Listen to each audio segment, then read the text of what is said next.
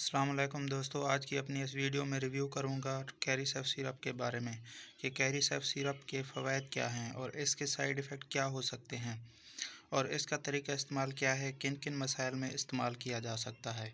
ये सारी तफसीलात इंशाल्लाह आपको इस वीडियो में दूंगा, लेकिन इससे पहले आपसे गुजारिश है कि अगर आप मज़ीद मेडिसिन के बारे में जानना चाहते हैं तो मेरे इस चैनल को सब्सक्राइब करें, लाइक करें और बेल आइकन को ज़रूर प्रेस करें ताकि हर आने वाली नई वीडियो आप तक पहुँच सके।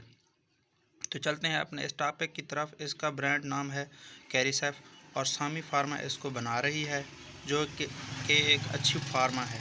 और अगर इसकी कीमत की बात की जाए तो इसकी कीमत है 276.71। ये मार्केट में अवेलेबल है और 30 ml के पैक में पाकिस्तान में अवेलेबल है।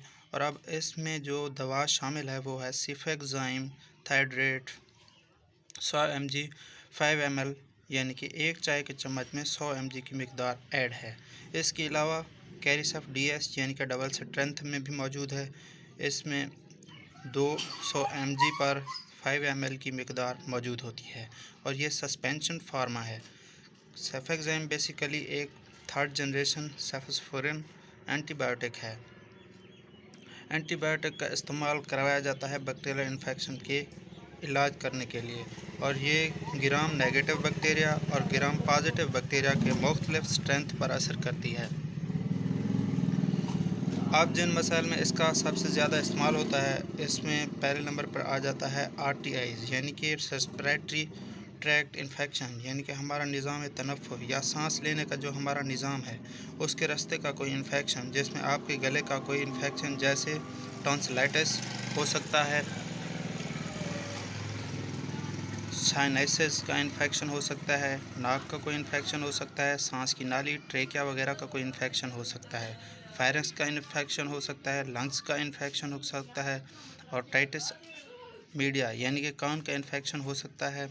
तो इस तरह के मुख्तलिफ इन्फेक्शन में छाती के इन्फेक्शन में कैरी सैफ सिरप का इस्तेमाल किया जाता है, जिसमें नमोनिया आ जाता है, जिसमें ब्रोंकाइटिस आ जाता है, जिसमें टॉन्सिलाइटिस आ जाता है और टाइटिस मीडिया आ जाता है या साइनोसाइटिस आ जाता है। तो इन सारे मसाइल में कैरी सैफ सिरप का इस्तेमाल करवाया जाता है। बच्चों में ज़्यादातर मसाइल आते हैं छाती से रिलेटेड, यानी कि नमोनिया या ब्रोंकाइटिस या ठंड लग जाने, जिसको हम आम अल्फाज में बोलते हैं।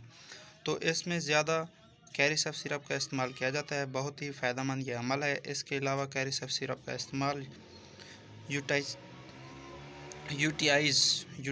यानी कि यूरिनरी ट्रैक्ट इन्फेक्शन में, यानी कि पेशाब के इन्फेक्शन में, जैसा कि गुर्दों का इन्फेक्शन हो जाना या गुर्दे की नाली का कोई इन्फेक्शन हो जाना या मसाने का कोई इन्फेक्शन हो जाना, इसमें कोई रेशा या बैक्टीरियल इन्फेक्शन को ट्रीट करने के लिए भी कैरी सैफ सिरप का इस्तेमाल करवाया जाता है। इसके अलावा कैरी सैफ सिरप का इस्तेमाल टाइफाइड में करवाया जाता है। टाइफाइड में इसका कैरी सैफ सिरप का बहुत अच्छा रिज़ल्ट है। तो जिन बच्चों को टाइफाइड का इशू है उनको कैरी सैफ सिरप का इस्तेमाल करवाया जाता है। इसके अलावा कैरी सैफ सिरप का इस्तेमाल निज़ाम हज़म, आंतों में, मैदे में या पेट का कोई इन्फेक्शन हो जाना, बच्चों को पेट ख़राब हो जाना बैक्टीरियल इन्फेक्शन की वजह से, इसमें भी इसको ट्रीट करने के लिए इस्तेमाल करवाया जाता है। इसके अलावा बच्चों में स्किन इन्फेक्शन भी कैरी सैफ सिरप का इस्तेमाल करवाया जाता है, यानी कि जल्द का अगर कोई इन्फेक्शन हो जाए, कहीं पाइपस हो जाए या कहीं पे बैक्टीरियल इन्फेक्शन हो जाता है किसी वजह से, तो इसमें भी आप कैरी सैफ सिरप का इस्तेमाल करवा सकते हैं।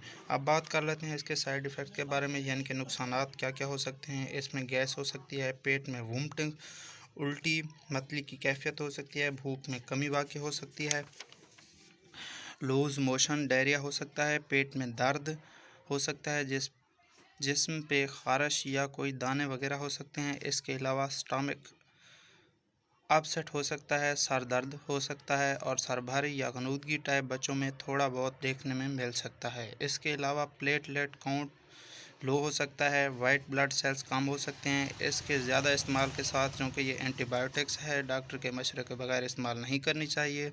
लेकिन हमारे पाकिस्तान में सेल्फ़ मेडिकेशन जो ख़ुद से इस्तेमाल बहुत ज़्यादा है, जिसकी वजह से आजकल की ये जो बीमारियां बहुत ढीठ या ना ठीक होने वाली नज़र आ रही हैं।